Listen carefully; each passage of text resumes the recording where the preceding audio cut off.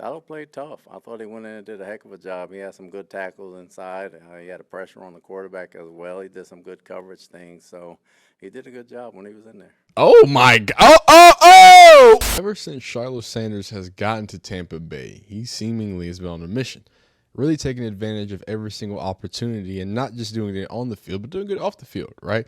Acclimating himself to Tampa Bay, getting close in the DB room, bringing the snacks as he talked about, and even talking about wanting to be a special teams all-star. Well, just recently he had his preseason debut, and I think he was a little more than just a special teams all-star. He made a few hits.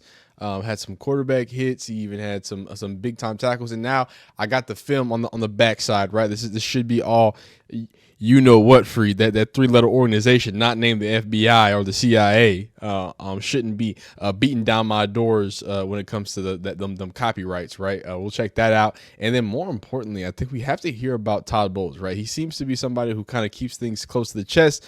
Right, he's been pretty fair to Shiloh, saying, hey, he's coming, he's worked hard, really good. But this is what he said most recently about the preseason performance of Mr. Shiloh Sanders. Shiloh played tough. I thought he went in and did a heck of a job. He had some good tackles inside. He had a pressure on the quarterback as well. He did some good coverage things. So he did a good job when he was in there. Hey, man. So, look, again, you're not going to get much out of Todd Bowles. And just recently, this is the last thing that he said.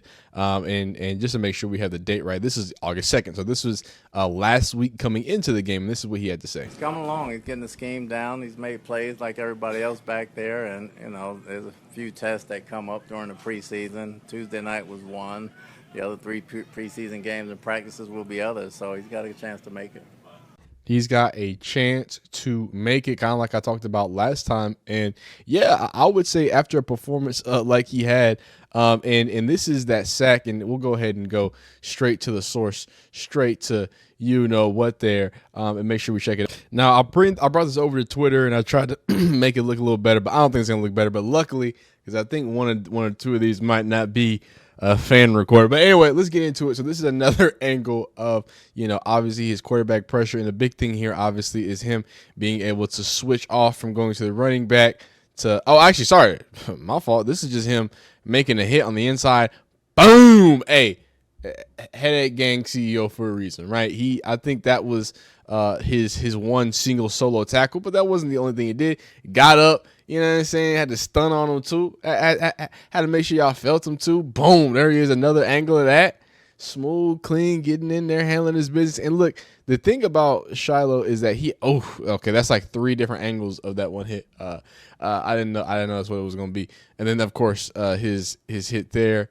And that one is, where that one's from. And then another rep here, he's going to be in the box. Oh, he's gonna blitz again. Let's check it out. He's gonna blitz again. Oh my God! Oh! Whoa! No! See, the reason why I feel good about making Shiloh even more, just because look, the Shiloh story is great. It's awesome, but I'm telling y'all, I said, hey. Shiloh Sanders, NFL level player, probably not going to be a first round, third round or any, but that's what I said last year. And then obviously he got hurt and didn't do that. But when I said that, people were coming at me crazy. He's not an NFL player. And again, this isn't first string, right? But this is a safety. Get up out the way. Yo. I'm yelling in somebody's ear, sadly. So I might need to take it down a few notches. But I am quite surprised about what I just saw. I didn't see this angle. Y'all didn't show me this angle. Nobody linked me this. Y'all been linking me to some great videos. Shout out to everybody that's been linking me on Twitter or on X, whatever. Hey, his mama called him Twitter. I'm going to call him Twitter, all right? So I appreciate y'all. Y'all usually do a great job. Stampede, of course, he's one of the better in the business. They be linking me up and doing this stuff. But this is I don't know what you want me to say. This is an offensive lineman, not just all falling back. He's giving it all he's got. Is Shiloh, is he the Hulk? Hey, Shiloh, we might have to drug test you. we might have to drug test your ass because this right here, hey, Headache Gang for a reason. Shiloh is known to bring the boom. Yo, hey, that's how you make an impact Like, I know that there's the Marshall safety. We talked about that in the last video. He made a bunch of, he was all over the place. He had 2 PBUs. He had like 5 tackles, XYZ. So in the stat sheet, it might not seem like Shiloh had the most impactful day, but I gotta say, quite fun to see and quite great to quite great to hear from as well. Now, I do want to go back to a few different things. These 2 interviews, because he speaks about giving his mom his jersey, and we do have the official video of him giving his mom his jersey. So let's go back and revisit these 2 post-game interviews. You know, I'm just thankful. Thank you, God, for putting me in a position to even be on the field. You know what I'm saying? So I was just grateful. And you've been waiting to do that in practice, because you had said the other day, like, you know, you're trying to kind of control it, but you're a big hitter. Like, that's what you do, and you know, you don't want to be the one that's getting taken out of practice because you're laying guys out. Yeah, I constantly think about that in practice, but today I feel like I left some big hits on the table. So next game will most likely be improvement on my angles, on my tracking, because you don't really get to work on it in NFL practice, or you're gonna get, you know, kicked out of practice. So, you know, just seeing the game today, you know, first time seeing it in a long time, you know, got a lot to work on, did some good things. It is what it is. Tonight, first day in the NFL, first game, you know, it was great. Just the experience of actually being out here playing my dream, you know, this is a dream come true. I saw you before the game. You were the last one to leave after the pregame warm-ups. It seemed like you were really soaking it all in there. What were you thinking in that moment? Just to hurry up and just get used to being on the field, so I won't be like nervous or anything. Even though I prepared, like everybody can act hard all you want, but it's like, dang, this is my first NFL game. I'm in the Buccaneers jersey, on the Buccaneers field. We got all the fans out here, so it's like I want to do everything right to help this team win. But when you get out there, then it starts hitting you like, okay, this is just football, so just play how you play, and everything will come together. Now, one second, I'm also going to show you the video.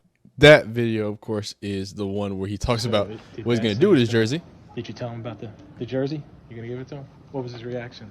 He didn't want it. Why? Because, you know, he's a Hall of Famer. He expects like 30 times more. He didn't want that jersey. I'm going to give it to my mom, though. No. Hey. Not even as a birthday gift. Nah, he don't want it. No? I got to get like 3 picks or something for him to. Oh, my goodness. That is some tough love. Mm-hmm. That's some tough love. No, it felt good. You know, just, you know, I'm just thankful. Thank you, God, for putting me in a position to even be on the field. You know what I'm saying? I left some big hits on the table. So, and that goes into the other part that we're talking about. And I want to speak about this because I think some people, you know, that if you just look at a distance and see Coach Prime ranking his kids and having high standards for his sons, not wanting his jersey and all this other stuff, I think at base level it does seem kind of crazy. But I mean, like, guys, they were born multimillionaires and they've never had a want in their life, right? Now they've been in the reality TV shows and this and that, right? So I don't think it's crazy for him to have, you know, just some high standards for him. Just, hey, let's ensure that we have some of the same qualities that I had and the reason that I was great. You feel me? So I think, you know, tough love is just coach love, right? If you've ever had a coach, if you ever had that sort of, you know, relationship, it's one that can seem cold on the surface, but you know every single day they're the first person to text you if there's anything wrong. They're the person that's gonna, you know, put their, you know, money, heart, soul, whatever on the line to make sure you can make ends meet. But hey, it's good to see that, because sometimes it can be kind of cliche, even at his age, at the 25, 26. Look, hey, it's tough love. It is what it is, but I know what the standards have to be, and I think that's great. But for people trying to make it like a bad thing, it's like, no, dog. You know, are we going to have high standards? It's a football game. It's a privilege to play this game. you should be grateful like Shiloh is, and to somebody who has a gold jacket and multiple Super Bowl rings and is known as one of the greatest at his position. I think his expectations can be a little higher, but at the end of the day, it's clear that they're filled with love. They're clear they're filled with guidance and at least a decent head on his shoulders, because although his dad didn't want nothing to do with it, because I think Dion knows what he's doing.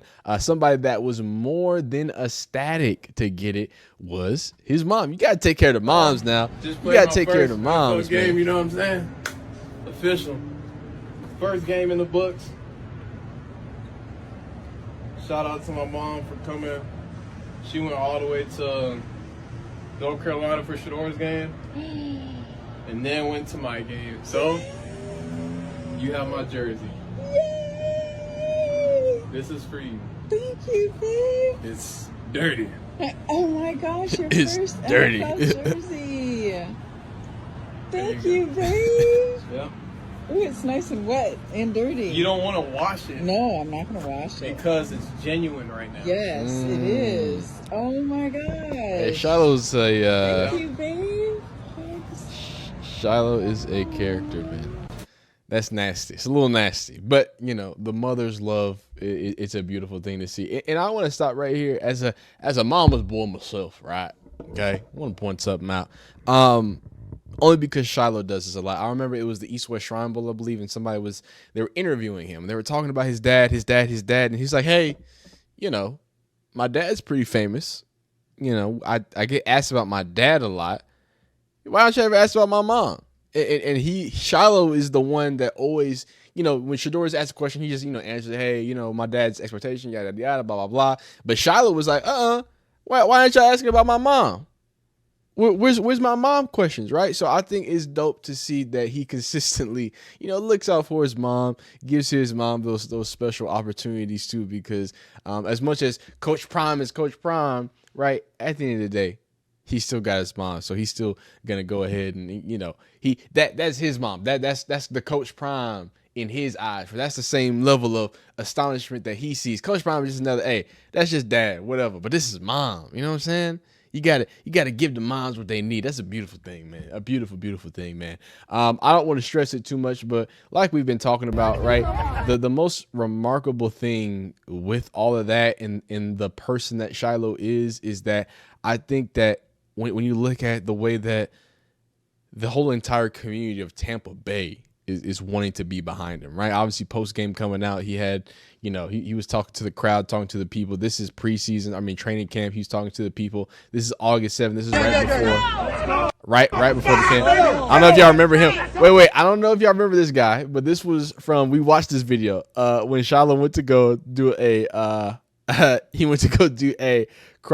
think a crawfish boil or seafood boils down there in Tampa Bay, and then he found this dude in a parking lot.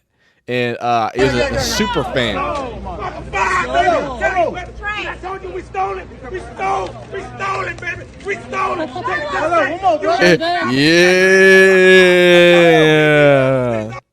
Yeah. So he is definitely being embraced largely by the community, by Tampa Bay. You can see him playing with the people. So I say all this to say, right? And I say this often, like almost every Shiloh Sanders video I make, right? Shiloh's, although, I don't think anyone expected Shador to be a fifth round. Again, most people didn't expect that. We all expected Shiloh's journey to the NFL and to be on a team to look completely different. And we all expected it to be harder, right? And that's why I wanted to lock in with it because, people want to say Nepo this, Nepo that. And the only thing that he did Nepo-wise was just, use as many resources as possible to ensure that he was willing enough to get his 40-yard time, to train right, to put in the extra time to make sure that he has a chance to. And right now, even with all this even with all the good feeling moments and giving his jersey to his mom, and hey, you had a good hit, you dominated and embarrassed that offensive lineman. I want you to remember he is still an undrafted free agent. And I'm not saying that just to scare you or whatever, or yada, yada, yada, loosen the blow. I'm saying that because, and we just did a Shador video, remember, about training camp. Our man, Luke Floria, just got waived for a hamstring injury, right? So it's not that I think that Shiloh won't make it. I'm just saying that even as he progresses, the ice doesn't get less thin. You know what I'm saying? He needs to continue to convert. The pressure is mounting even more now with J.J. Roberts making plays and different things like that. So I love that the community's embracing him, and I want to make sure that, I mean, come on, dog. Look at this, dog. He's racing the kids and stuff. Like, it's gonna be hard. Hey, it's gonna be hard to cut him. It's gonna be hard to cut him. Even if he gets cut, I think he can just set up shop in Tampa Bay, because he's doing every single thing at his disposal right now, with every opportunity, off the field, on the field, within the community. So even though that ice is thin, you have to just be remarkable and remark at how hard he's been working in a lot of different facets. It's not just football. Like I said, it's being a human and understanding what it means and what you mean to certain people, and in the even if it's something small, even if it's just a few autographs, even if it's just, hey, you're just the son of Dion. I think it's an important thing, an important part, right? So last thing here, we check in on Desmond Watson from time to time, because he is the Tampa Bay Buccaneer, what's it called? How do you call it? Teammate, right? Now, while we were all celebrating Shiloh Sanders Day, while he was embarrassing offensive linemen and doing all that stuff, Desmond Watson was again walking around. Now, I know we made a video last time. He was actually practicing. He practiced one time. I think his weight got there because they check your weight basically every single day, especially if you're on like a weight plan like that. So it seemed like that didn't last long. He's back walking around the stadium, and this sucks, right? You talk about somebody in Desmond Watson who, is an anomaly of a player, a freak of an athlete, freaking in a lot of different ways, right? 464-pounder, moving like this.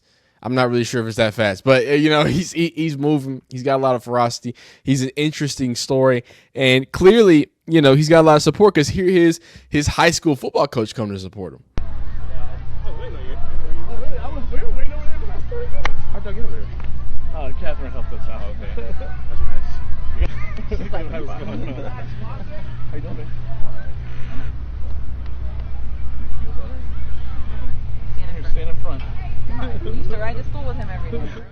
I've known him since he was in middle school, coaching his older brother. To now walk out and see him on an NFL field is unbelievable. Just talking him through some frustrations that you haven't, because you talk about seeing your dream right here. I mean, excited and so proud of him. So, and this is a great part. We're talking about two sides of the coin with NFL and the preseason and the expectations of these young men, right? I just talked about Mr. Luke Floria getting waived, and obviously he's probably going to come back because the Browns love him. He's like the Browns Julian Edelman, but it can be thin, right? If another wide receiver pops off, whatever. If another defensive lineman, even though Desmond Watson at 400 pounds, he is an anomaly, right? I think the Buccaneers have a plan, and they want him, to hopefully be a little slimmer so they can use him as this crazy weapon.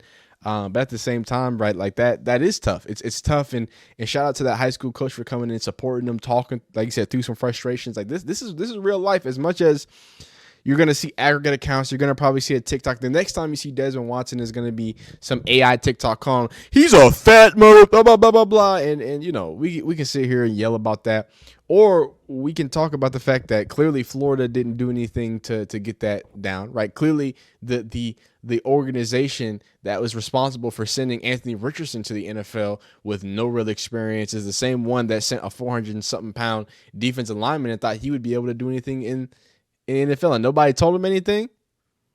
I don't know. I just feel like when we really take a look at it, it's not just a dude that likes to eat a lot. I think this is an athlete that might have been guided in the wrong path and had multiple years to get corrected, and now he's hitting a very hard stop in the NFL. So it's an interesting path. So you let me know how you feel down below in the comments. Do you think he's gonna be a weapon for the Tampa Bay? Do you think they're gonna be able to figure it out? Do you think he's gonna be able to drop the weight? Let me know how you feel about Shilo and his doing his thing. That kind of warmed my heart. Seeing him do that thing for his mama bear, man, that's pretty right. All right, I made him feel good on the inside. But like the video if you like it, dislike if you don't like it, subscribe if you like football content of all shapes, sizes, forms, and fashion. Continue to be great. Again, if you're watching this far, I mean, you're the best in the business, dog. You're one of the best to ever do it, right? So appreciate you and all you do. We'll see you next time. Peace.